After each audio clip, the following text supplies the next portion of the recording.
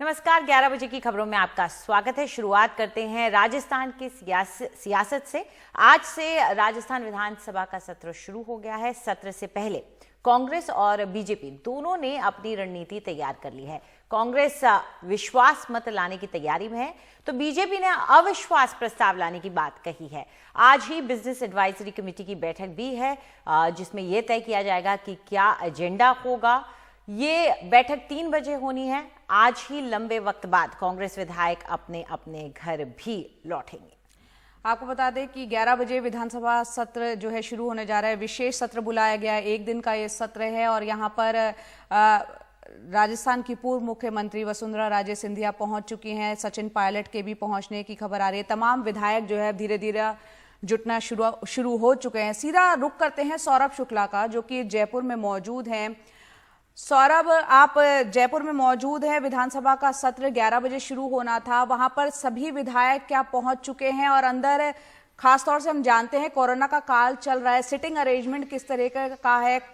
क्योंकि सचिन पायलट बतौर उप मुख्यमंत्री पहले मुख्यमंत्री के साथ बैठते थे, वहां पर अब शायद उनको पीछे की कहीं सीट दी गई है। क्या कुछ चल रहा है अंदर वहां पर?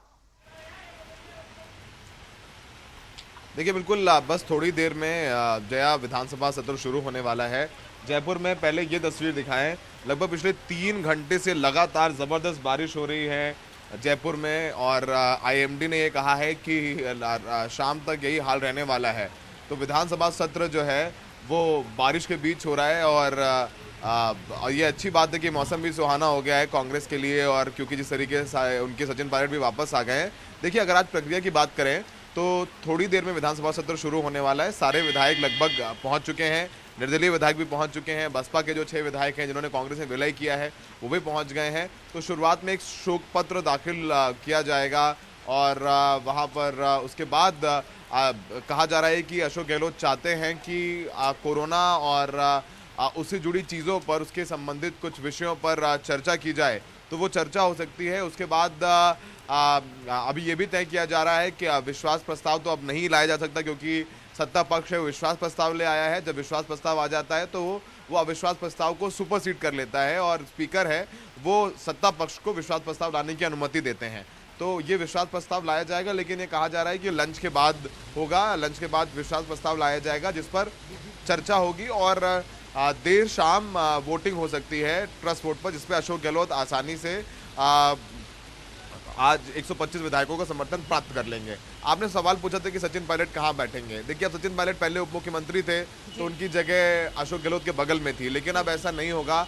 आप जो सीनियर मोस्ट विधायक हैं वो आगे बैठेंगे अशोक गहलोत के आसपास, और सचिन पायलट थोड़ा दूरी रहेंगे। और सीटिंग अरेंजमेंट भी कोरोना की को देखते हुए 5 से 6 फीट के डिस्टेंस पे किया गया है, ताकि जो सोशल डिस्टेंसिंग है उसका पालन कराया जा सके। वसुंधरा राजे पहुंच गए, सचिन पायलट पहुंच गए, और फिर से हम जो कल शाम को तस्वीरें देखी थी वही तस्वीरें आज भी हमें अशोक गहलोत और सचिन पायलट साथ में दिखाई देंगे विधानसभा सत्र में। जया जी बिल्कुल, आप जो कह रहे हैं कि वहाँ मौसम सुहाना हो गया है कांग्रेस के, उसी तरह इसको दूसरे नजरिए से देखें। जिस तरह की बारिश वहाँ हो रही है, पानी फिरता हुआ नजर आ रहा है, तो किसके मंसूबे हैं जिन पर पानी फिर चुका है? क्योंकि सत्र अगर आता है तो कहीं ना कहीं बीजेपी का भले ही अविश्वास प्रस्ताव न सामने आए, लेकिन कुछ बातें जिनको वो वहां उठाना चाहती है वो मौका तो मिलेगा।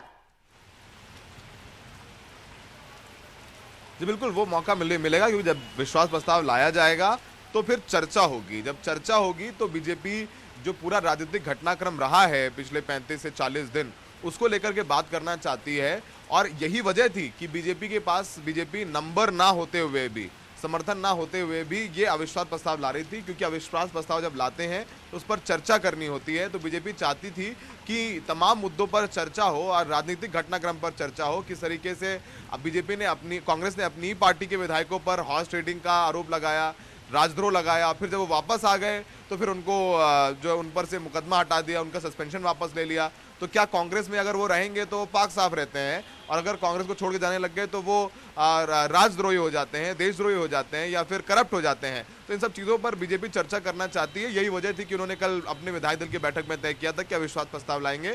तो विश्वास प्रस्ताव जब आएगा तो उस पर चर्चा होगी, और हम देखेंगे कि आज वसुंधरा राजे की चुप्पी टूटेगी, जो पिछले 30 दिनों से वो जयपुर से दूरी बनाए हुई थी। कल भी वो विधायक दल की बैठक में आई थी, अंजलि, लेकिन वो मीडिया से मुखातिब नहीं हुई, मीडिया से बात नहीं की। लेकिन आज विधानसभा सत्र में वो बोल सकती हैं। अशोक गहलोत भी बोलेंगे और उम्मीद जताई जा रही है कि सचिन पायलट भी बोलेंगे। तो आज विधानसभा सत्र के बाहर तो देखिए, हमारी तस्वीर फिर दिखाएंगे, सड़कें पूरी लबालब भर गई हैं जयपुर की, और ऐसा लग नहीं रहा है कि बारिश रुकने वाली है। लगातार पिछले 2.5 से 3 घंटे से ज़बरदस्त बारिश हो रही है जयपुर में। तो और जब यहाँ बाहर बारिश हो रही है तो अंदर कांग्रेस के लिए मौसम सुहाना है। बीजेपी के लिए भी कोई नुकसान वाली बात नहीं है, वो अपनी बात ज़रूर रखेंगे और वसुंधरा राजे बोल सकती हैं। और अशोक गहलोत ने अभी ट्वीट भी किया है, सत्यमेव जयते, उन्होंने कहा है कि सत्य की विजय होती है। तो अब देखते हैं कि आज विधानसभा सत्र में कब विश्वास प्रस्ताव लाया जाता है। फिलहाल लंच के बाद संभावना जताई जा रही है। बिल्कुल, यहाँ पर सौरभ वो ट्वीट भी हम दिखा देते हैं। अशोक गहलोत ने से कुछ देर पहले जो ट्वीट किया है, जिसका आपने जिक्र किया है, इसमें सत्यमेव जयते उन्होंने कहा है अपनी जीत को लेकर काफी आश्वस्त है। और यहाँ पर विधानसभा की जो कार्यवाही शुरू हुई है उसकी सीधी तस्वीरें इस वक्त हम आपको दिखाए। राजस्थान विधानसभा का ये विशेष सत्र चल रहा है। सौरभ, यहाँ पर आंकड़ों के लिहाज से ये तो साफ लग ही रहा है कि अशोक गहलोत जो है विश्वास प्रस्ताव को हासिल कर लेंगे, विश्वास हासिल कर लेंगे।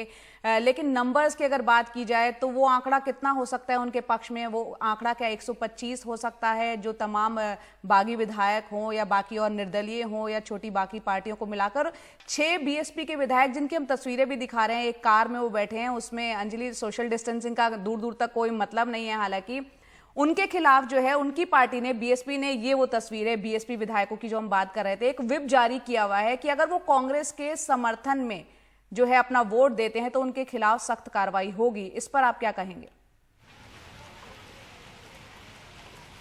देखिए, बिल्कुल ये कल रात को व्हिप जारी किया गया है। देखिए, इस व्हिप का बहुत ज्यादा मतलब नहीं है, क्योंकि कल सुप्रीम कोर्ट ने ये कहा है कि स्टेटस को बना रहेगा, यानी स्पीकर का जो फैसला है वो मान्य होगा। स्पीकर ने मर्जर को अलाउ किया था, क्योंकि जो है पूरे जितने विधायक हैं वो मर्ज हो गए थे। तो वो स्पीकर ने कहा है कि वो संविधान के मुताबिक है, तो मर्जर हो गया। तो यानी आज जो 6 बसपा के विधायक हैं वो कांग्रेस के पक्ष में वोट कर सकते हैं।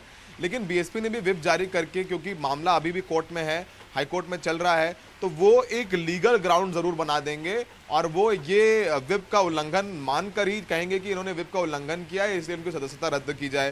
तो भी इन्होंने कोर्ट में एक अपना मजबूत पक्ष रखने के लिए ये व्हिप जारी किया है। विधानसभा में आराम से आज बसपा के 6 विधायक कांग्रेस के पक्ष में वोट कर सकते हैं, क्योंकि सुप्रीम कोर्ट ने स्पीकर का जो फैसला है उसको यथासंभव रखा था। इसके अलावा बसपा के 6 विधायक पहुंच गए। देखिए, आपने एक बहुत सोशल डिस्टेंसिंग की बात की, तो इन विधायकों को कोई खतरा नहीं है जया, क्योंकि पिछले ये 30 दिनों से आइसोलेटेड हैं रिजॉर्ट्स में।